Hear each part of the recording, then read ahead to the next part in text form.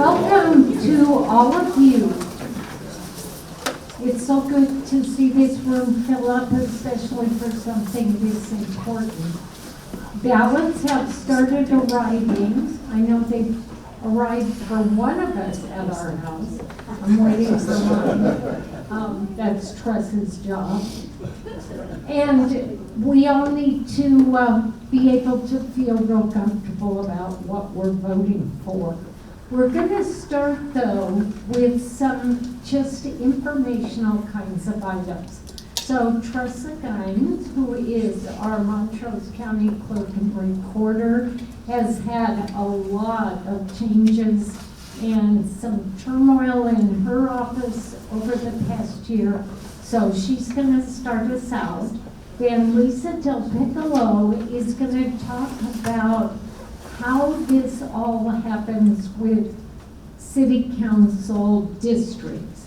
Like, why are we voting on 3 districts today or in this next ballot? So she's going to give us some information as well.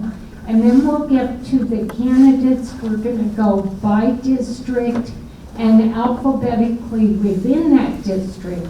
So J. David Reed and Bart Larmouth are running for District 3, and then David Frank for District 4 and Judy Ann Files for at-large. They will just be passing the mic from one to another. They have 8 minutes to speak, and they are each to address, first of all, an introduction or bio of themselves, why they are running, what they believe to be the strengths of the city. We always like to get some positives in there, and what they perceive to be areas for improvement, and then they can wrap it up with final comments. Phoebe Benziger will be timing. There are 4 of us in forum, and we're all 4 involved today. Phoebe's timing, Barbara's running the PowerPoint, I'm leading the group, and Judy Ann is speaking. So this is kind of, everybody shows up and does their job today. So after final comments, rather than go to questions, because you would have to address the question to, and each candidate would have to be able to respond. We're just going to end. We'll conclude, we'll tell you what's coming up next week, and then we can have the room till 9.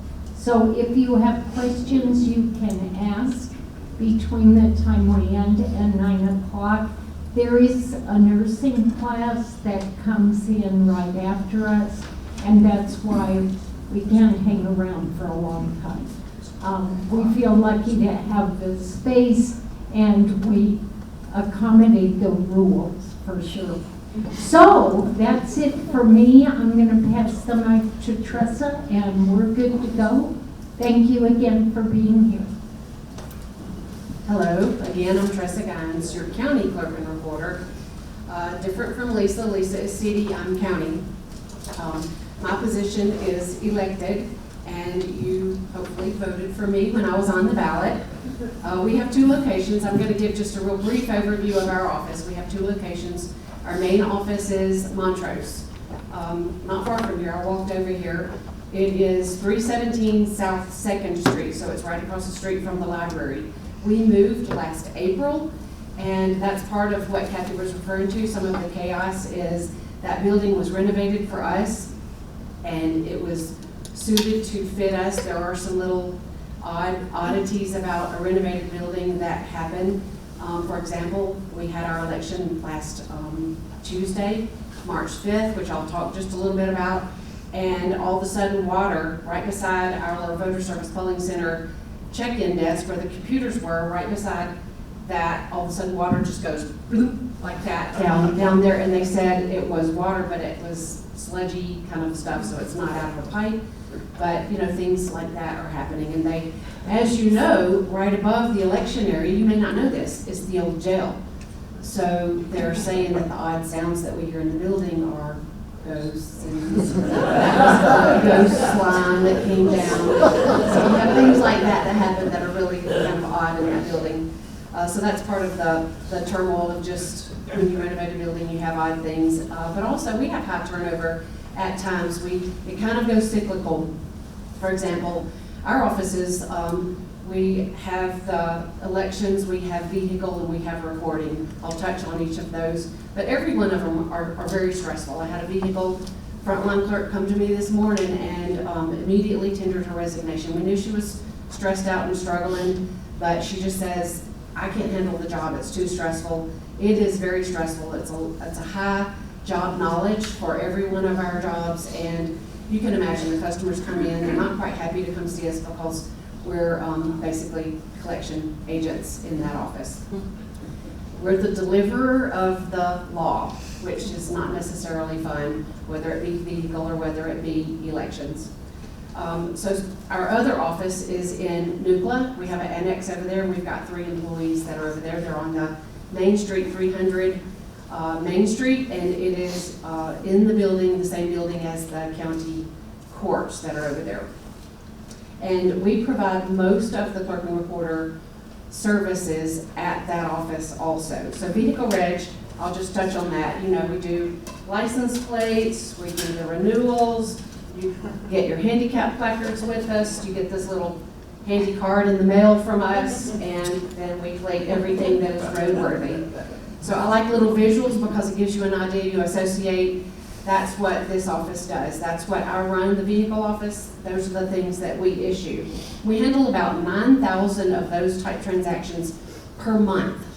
So it's a lot. And now we issue park passes that are associated and tied to your vehicle. So it's kind of odd for us to be forced by law to sell park passes to the state parks. But we have managed through that, and that's what we clerks do. We call it Clerk Strong because we manage through just doing things that the law forces us to do. Our recording office, we're the custodian and the holder of all of the county public records.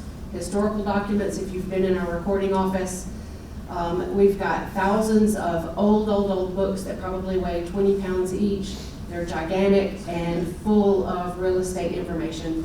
We also issue marriage licenses and certificates. So if anyone is getting married in the county, my name is on your license, which is kind of cool. We also record military certifications, anything that has anything to do with property title. So real estate transactions and any type of public record for that. Our elections office. So you would have gotten, I don't have a copy of the one that you would have recently gotten this week, but this is the typical ballot envelope that you get in the mail.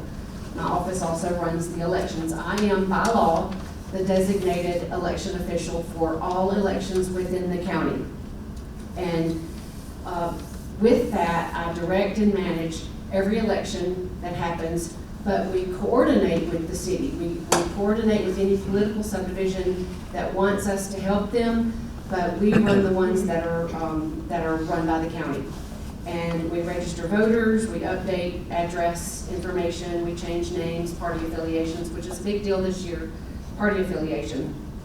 But like I said, we also coordinate with other political subdivisions. This year, we have 4 elections. Our office is running 4 elections. So we just had election day, March 5th, this past Tuesday, and we have not wrapped it up yet because you know that Colorado has what's called a cure process. 8 days after the election is when we're still receiving people coming into our office whose signature didn't match on the back of the envelope. So we have a process that you sign the back of the envelope. We have judges who compare that signature to all of the ones that we have on file. Any election ballot that you voted in the past, when you registered to vote, got your driver's license, we've got lots of signatures on file, and they compare that. And through the years, sometimes you can see a little transition or degradation of the signature, but if it is not alike, they reject it. Our office sends the voter a letter, and you have the opportunity to come in and cure, and that's what this time period is. So tomorrow is, well, tonight at 11:59 is when that ends, and tomorrow we will finalize all of that, scan our last ballots that we've gotten in and have our final official, well, not official results, we'll have our final unofficial, and then we have to go through audit and we have to go through canvass, which is next week. Colorado has two major political parties. That is very important in a partisan year, which is what we have going on. Last election as well as the one coming up in June are both partisan elections. Colorado has the Republican Party and the Democratic Party, and if you are affiliated, you're affiliated with either one of those two parties. If you're unaffiliated, where some people want to call that independent, in Colorado the technical word is unaffiliated because you're just not associated with any party. Minor party, which oddly Colorado has a lot of minor parties. American Constitution, approval voting, Colorado Center Party, Colorado Forward Party, Green Party, Libertarian, no labels. There is a political party called No Labels, and then the Unity Party. So if you're associated with any of those minor parties, you can't participate in a primary at all because you are associated with a party. But if you're independent, unaffiliated, back in 2017, the voters voted that you can also participate in a party, but you can only vote the Republican ballot or the Democratic ballot. You'll get both of them. If you're party associated, you only get your party's ballot in the mail. If you're unaffiliated, you get a packet, which surely someone in here got a packet. You have a Republican ballot and a Democratic ballot in your packet, but you can only vote for one. This past presidential election, March 5th, we rejected 75 voters who voted both ballots and turned it in. As much as we've been advertising, and we write it on the instructions, we write it on the envelope, we advertise it. This has been going on since 2018. We still have people vote both ballots and submit it to us. So those get rejected, and that is rejected by a bipartisan team. We also have our June primary, which is this coming June 25th. We have already started submitting our plans and our voter service polling centers and everything to the Secretary of State's office for that. The ballot content for that election is basically everything but presidential. So federal offices such as CD3, Congressional District 3, state offices such as Senate District 5, Senate District 6, you'll hear it said SD5, SD6, just because that makes it easier. And then the local offices, you've probably already been attending some of those candidate forums for Commissioner District 1 and Commissioner District 3. We actually have 3 commissioners, and they rotate out, where the Commissioner District 2 was elected 2 years ago, and now 1 and 3 is up on the ballot.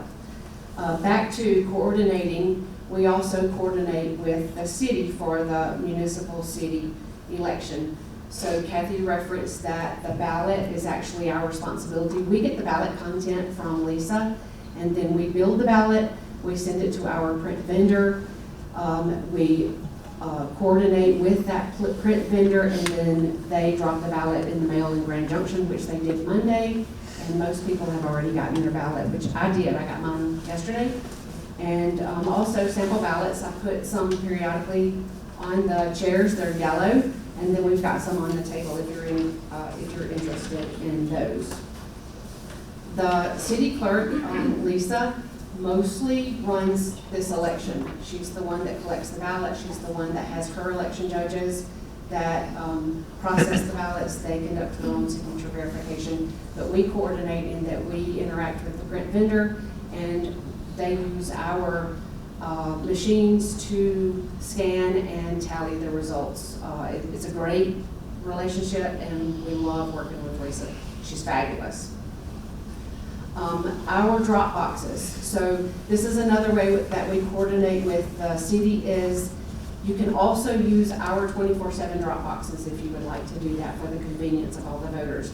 You can go to City Hall and you can walk in and you can drop it in the ballot box that they have there, or you can come to our office, which again is 317 South 2nd, right across from the library, and you can use the big 24/7 video surveillance drop box and just drop it in there. The city, I saw your guy coming over on my way over here to come and switch out bins with us and collect all the ballots that we've already received for the day.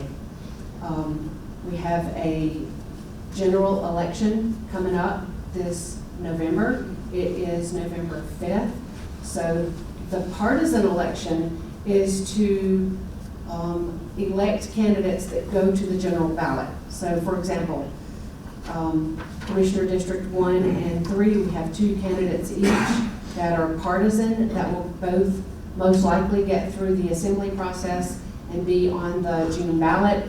Whoever wins on that ballot will be the one that the contestant or the candidate that goes to the the December. We have 4 elections going on, and basically 3 of them are actually happening right now in our office. That was about it that I had for informational. We have our drop boxes. We also have one in NUPLA at our office over there, and then we have and those are 24/7 video surveillance. And we're required to store that from now on. Previously, the law was 25 months that we stored that, but going forward, the law changed, and we store those, that video, we store it in the cloud. It's very expensive to do that, but that's required by law, and we store that. So you can contact me. The law changed last year. You can contact me and say, hey, I want to see day such and such, and we're able to provide that. I was called for jury duty the other day, and this is like my 5th time, I think, since I've lived here. I feel like I'm quite a reoccurring person. But I want to let everybody know an interesting fact about the jury duty. I've known this, but I like to communicate it because some people come in our office and say, hey, I want to withdraw my voter registration because I don't want to be called for jury duty anymore, which to me, that doesn't even compute. But I want to make sure that everybody knows how that jury duty is pulled. And it is your driver's license. If you have a driver's license in Colorado, you're going to get called for jury duty. If you have vehicle registration, you have a vehicle that is registered with our office, you will get called for jury duty. If you have property taxes, even if it's a LLC, if your individual name is on your property for property taxes, you will get called for jury duty. And last but not least, voter registration. So it's those 4 databases that they pull jury duty from. So don't come in and withdraw your registration just to stop getting the jury pulls, because you still will be. And I am passing it over to Lisa.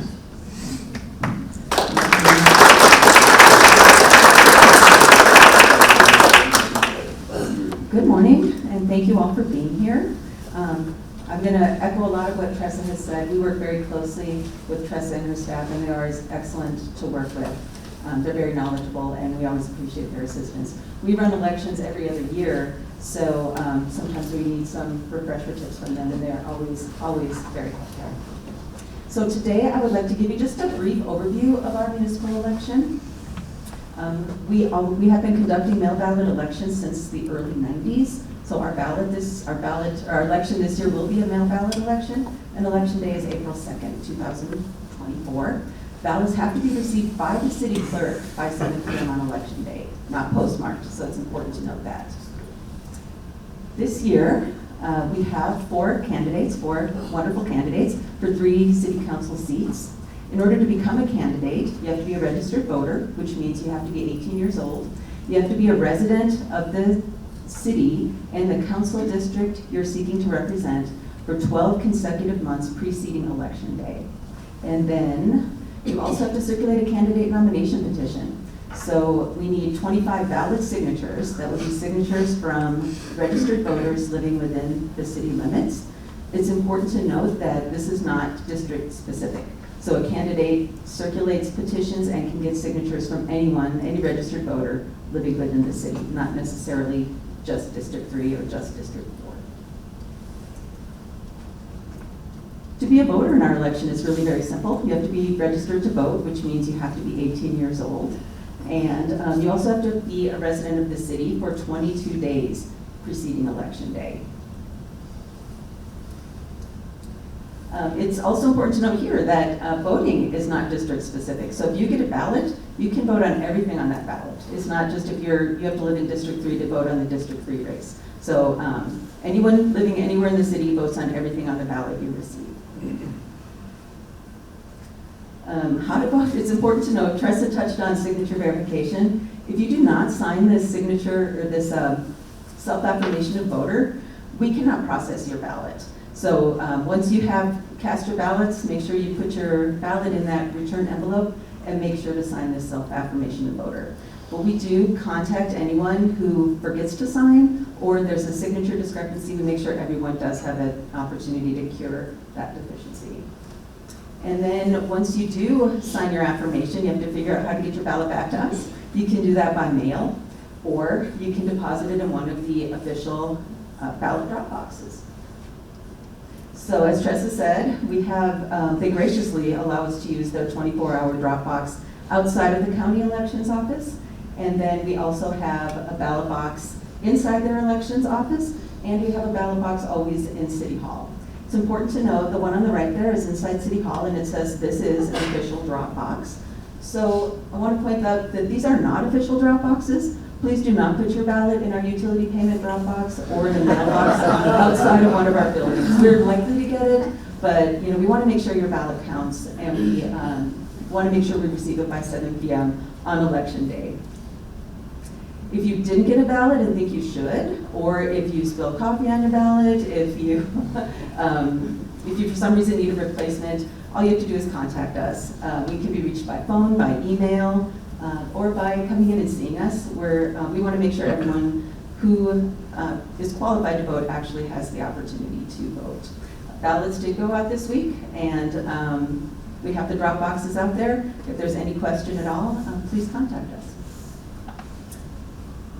And that is all I have. Thank you. I want to say please vote. Our voter responses in our past elections have maybe been a little bit lukewarm, and we get pretty excited to conduct our elections, so we love to see the ballots come in. So please encourage people to vote in this municipal election.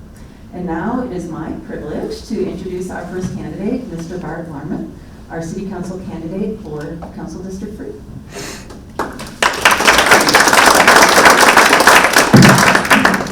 Thank you very much, Lisa. And Tressa, I think you got rookie numbers. I'm at 8 so far, jury duty sons, for the 10 years. So it seems to be about once a year they keep rolling. Good morning, everyone. Thank you for having me. Thanks to the forum for inviting us here to chat with you all today. Really appreciate it. As it said, my name is Bart Larmouth. I'm lucky enough to have called Montrose my home for the last 10 years. For 5 of that, I have had a young daughter that I'm very happy to raise here as well. They were asking a little bit about what makes Montrose great, and I think that's one of the prime things. This is a great place to raise kids. We've got a great community, a nice small town kind of feel to it, but still have all the amenities, CMU being one of all these things that we have that can help raise kids and make it a better community. Personally, I was born and raised in the Finger Lakes region of Western New York State. My hometown is the size of Olathe, so to me, Montrose is a big city. So everybody laughs at that, considering you talk about Montrose being a small town. We may have a small town feel, but trust me, driving 40 minutes to get to Walmart was not fun growing up, or whatever, or even a farm store at that point. I went to Colgate University, also in upstate New York, and after I got out of there, I found myself landing in the fly fishing industry. That took me all over the country, both running lodges, guide services, shops, and actually manufacturing sales for about 20 years. Also brought me here. I originally came to work at Ross Reels, a long-term factory or manufacturer here in town. At that point, I left there, and now I've been employed at the hospital for the last 6 years, which has been also a great honor. Get to meet a lot of people in the community, as well as a lot of different demographics, which is really fantastic. I currently serve on the Boys and Girls Club Board of Directors here in town, and I'm a member of Trout Unlimited. So needless to say, children and child care are very near and dear to my heart. As far as why I'm here and why I'm looking to get on the City Council is for a lot of folks that are like me, working class parents here in town. We don't have a lot of opportunity to interact with council, with various other things, just due to time constraints, due to life. And it seems that it's a black box to a lot of people that are kind of in that demographic. And they're unaware of what they do, how it works, or how it affects them individually. There's a lot of transparency. It's very easy to see what's going on, but not a lot is communicated out there. And I want to make sure that that community has a voice and knows what's going on, and make sure decisions that are made in the best interest of the community as a whole and everybody in it. I'm also very interested in how our valuable tax dollars are being utilized and make sure that we're getting a good return on investment for where we're putting those, be it helping bring people into town, helping childcare, getting our roads fixed, I know is also a big one. Another concern, obviously, is growth. I consider this both a positive and a negative. We've had amazing growth just in the 10 years I've been here. It's been amazing to me. And I love seeing new faces come into town, new people. It's great bringing that diversity here and helping expand and make the city a great place. But also you have growing pains with that. And we need to make sure that we're doing things properly and growing in a way that is going to keep our small town feel, keep that kind of vibe that we've got that brings people here, that allows people to live here and play everywhere. And that means, hey, we need some affordable housing. And we talked last night at the other forum about childcare, and then how we have folks that want to stay here full time and can't get that. I've reiterated that once or twice, but we need to be focused on doing that.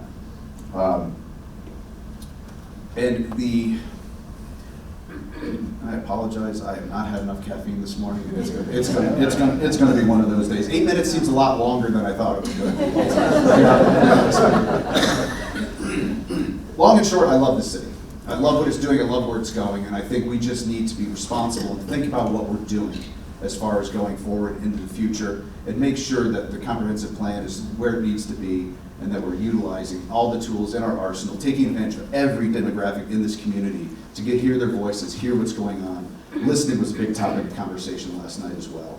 I want to make sure that I'm hearing from everybody that's around the city to make sure that we know where we want to go, how we want to get there, and make sure this place stays as great as it is and stays the shining gem of the Western Slope that it is today. Thank you very much.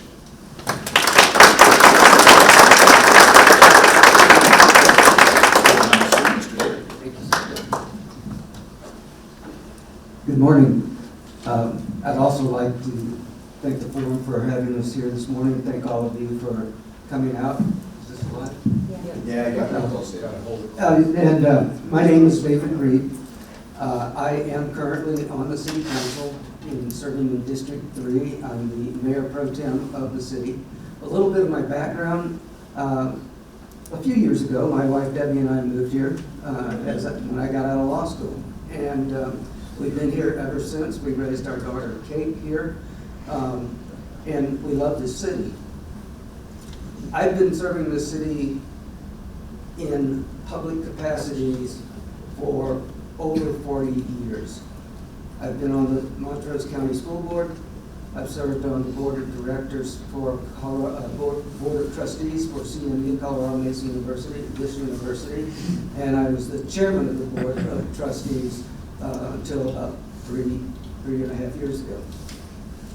I've served, excuse me, I've served on the Board of Directors for the Montrose Community Foundation, as well as the San Juan Healthcare Foundation, and I still sit on the San Juan Healthcare Foundation board. As I said, I'm an attorney. I graduated from law school in Houston, Texas. I grew up in Louisiana, went to school in Texas, and I knew I needed to get out of both of those places. So we came here, my wife Debbie and I. She put me through law school. We used to come out here when I was in law school because we knew we wanted to live in the rural West. And we settled on Montrose. And when we moved here, the population was 8,500 people. And you literally could shoot a cannon down Main Street at 7 o'clock in the evening. Things have changed a lot. There's been a lot of progress made. We're continuing to make progress. We're continuing to see things change in our community for the better. And sometimes not necessarily for the better, but we always need to recognize when it's not for the better, what can we do to make it better?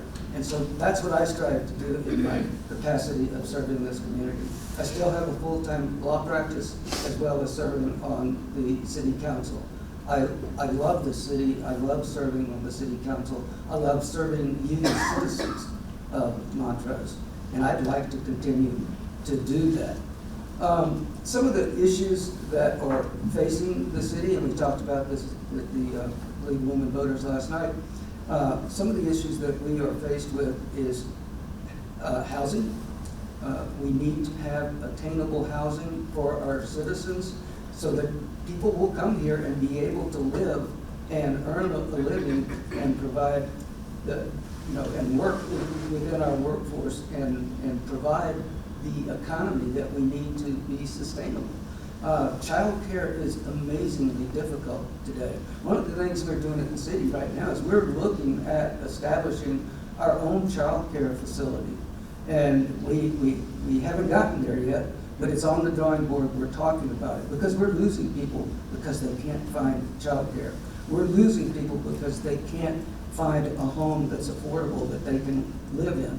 So we're trying to address those things. Some of the things we're doing in that regard is we're revising our land use code to make it easier to build different kinds of housing to house our population. So we think we're headed in the right direction that way. Some of the positive things we've done, 6700 Road finally got open this year, and I'm sure you've all been driving around that. We're continuing to work on our roads and our sidewalks. This year we have over $5 billion in our budget for street and sidewalk maintenance. A few years ago, we had $800,000. Now we're at $5 million. Last year we were at around $4 million. So we're upping the time, or the Phoebe showed that to me and I said time, but she's telling me my opponent said 8 minutes is a long time. That's one difference we have. I'm an attorney. Have you ever seen that? Not many. I want to talk about one serious subject. Very serious.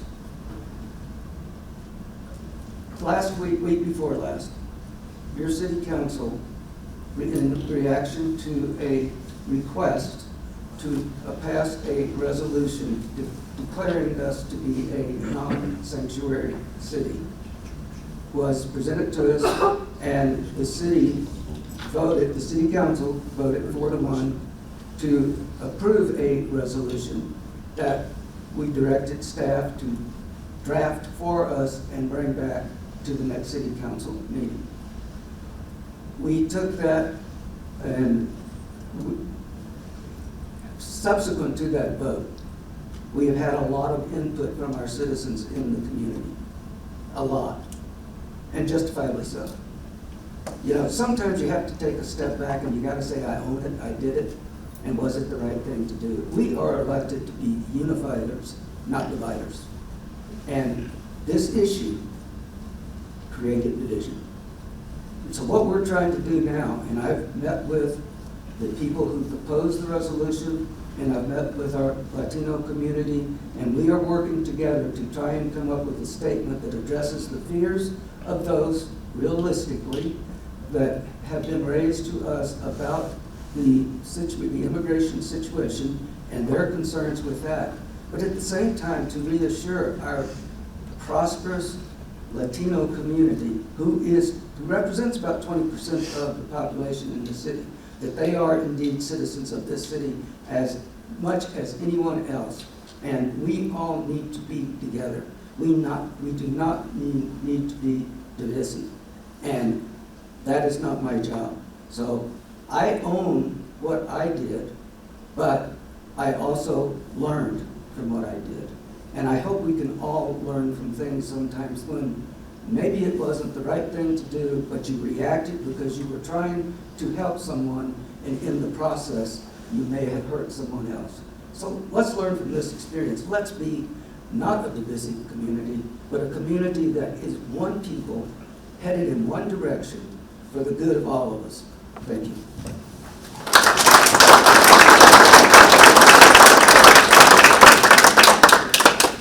Talk back to follow.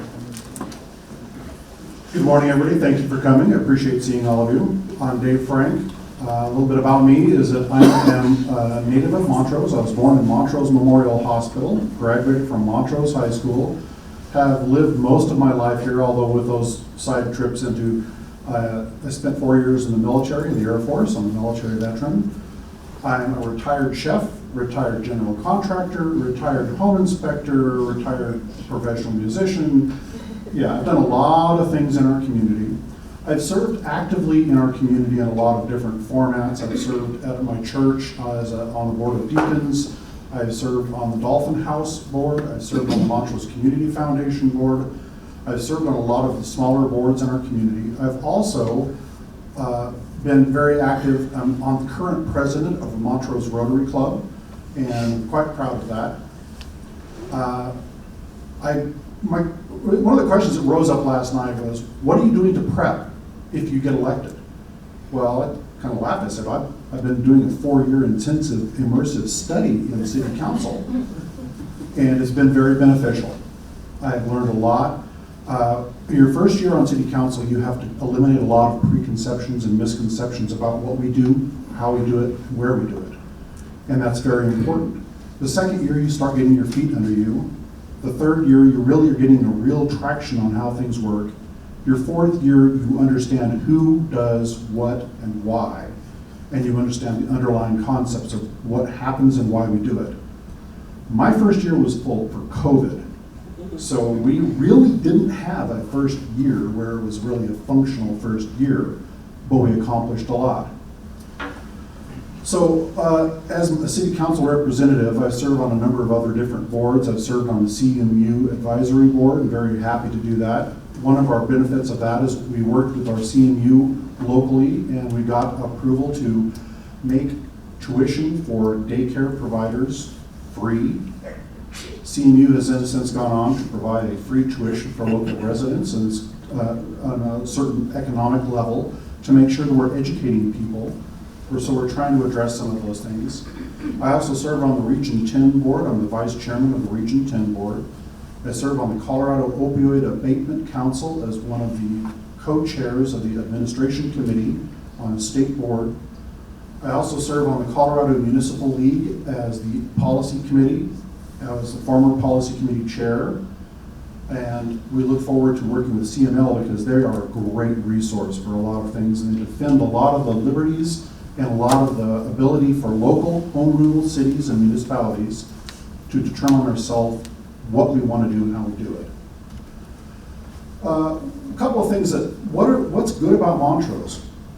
I've had the great opportunity to go to these conferences around the state and hear from other people what they think is great about Montrose.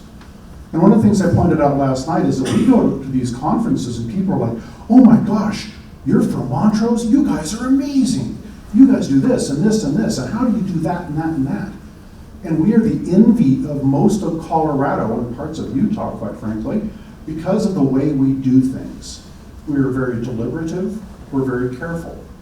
One of the things that we recently did was we did a public forum for the state of the city, where Mayor Bynum and Bill Bell, our city manager, had the opportunity to really explain what we do. All of our department heads got up and explained what is important in our city, how we are succeeding in our city, and the things that we are doing. We're communicating back to our citizens in a very, very firm way to let them know that we do hear your voice. We do take all of that into consideration, and we do process that. And we do respond in the best way we possibly can. A couple of other things we talk about are the 3 things that were mentioned last night that are the most important right now are attainable housing. And as Mr. Reed pointed out, we are working very hard. Our planning department and our community development manager or director are working hard to make it easier for developers to develop the kind of housing that we need. We're very deliberative. We've done a community or housing assessment survey. Rather than anecdotally listening to people and finding out, oh gosh, what do you think is wrong? We listened to our entire community. We also did a child care assessment survey and found out we are a child care desert. We are in dire need of child care. As Mr. Reed pointed out, we're losing Montrose Police Department and Montrose employees because they can't get child care. They love Montrose, they love their job, but they can't get child care. We're failing to attract people because they can't find attainable housing. So we're working to try to solve that. The other thing we're really very careful and deliberate on is economic development. In order for us to really succeed as a community, we have to have the foundational base financially to be able to pay for all of these things that we need. The 6700 road extension is a great example. The roundabout on Hillcrest and Niagara, which is, admittedly, everybody's a little annoyed because they have to go out of their way a little bit, but it's going to be worth it in the end. We have a lot of other connectivity issues that we're working on to make sure that we're working on that. In order to do that, we have to make sure that the economic stability of Montrose is great. Over the last 4 years, our economic base has been better than ever. We are getting good bang for our buck. We are getting a good return on our investment. One of the things that we're doing is our grant program for kitchens. We're still evaluating that. We still evaluate everything. But we have yet to have a restaurant fail to get the return on investment on that particular one. We invest in the abatement of asbestos because it's a community health and safety issue.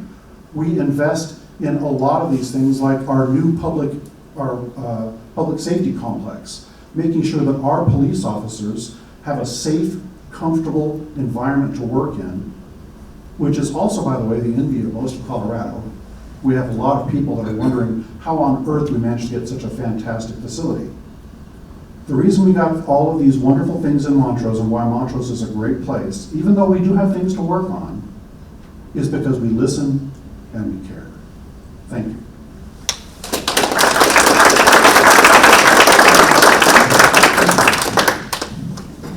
Hey, good morning. This just seems like a typical Wednesday morning, doesn't it? I'm Judy Ann Files. Okay, so my bio. This is my family home since the 1870s. I wasn't born here quite then, but I was born a few years later and lived right out there where what's now going to be a dental office on the corner. That's where I was born and grew up. Okay?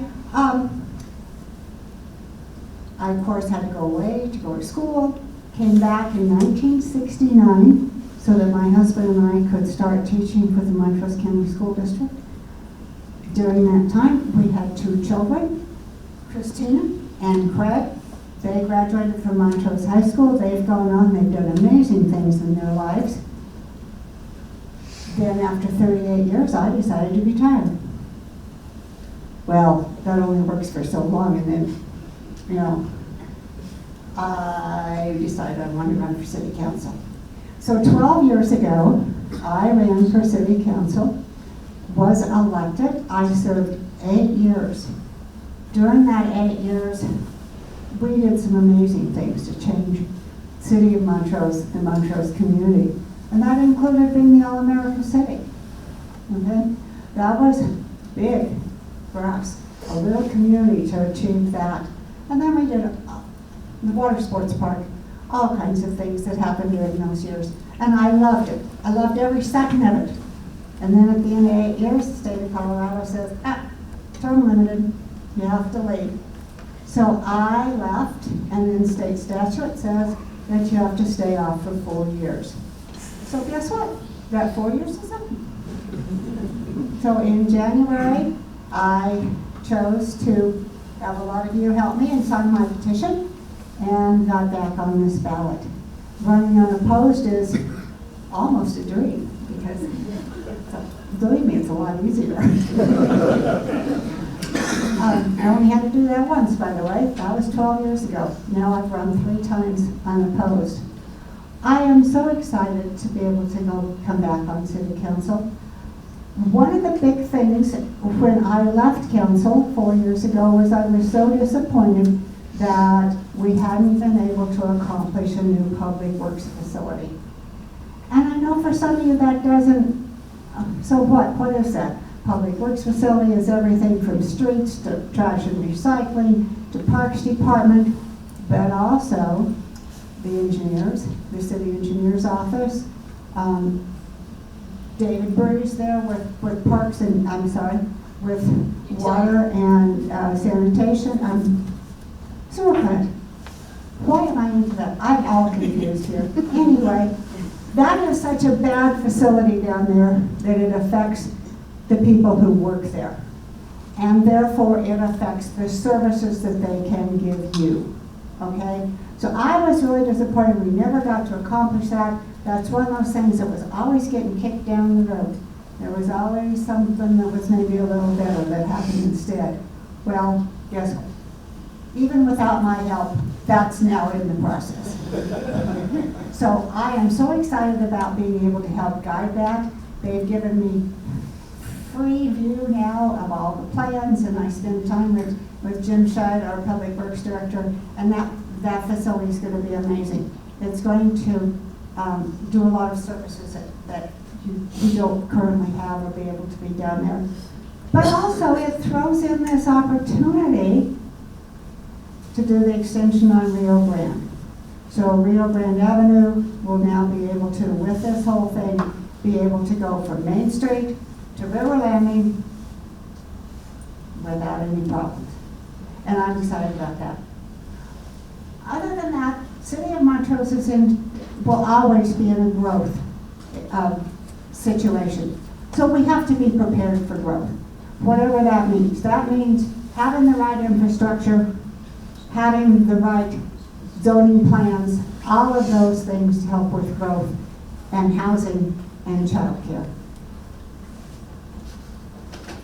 If we're prepared, we'll be okay. And so far, we've done really well with that. So again, I'm excited. I'm excited about being back on council. I appreciate all of you. I hope you know by now, maybe having seen me on Wednesday mornings here at Forum, I love to listen. So if you have things you want to talk about, come talk to anybody on council, because we want to know what's going on and what your thoughts are. Thank you.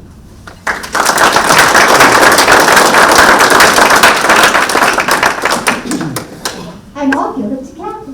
Thank you. We have about 15 minutes left so that you can ask anybody who spoke today questions that you might have.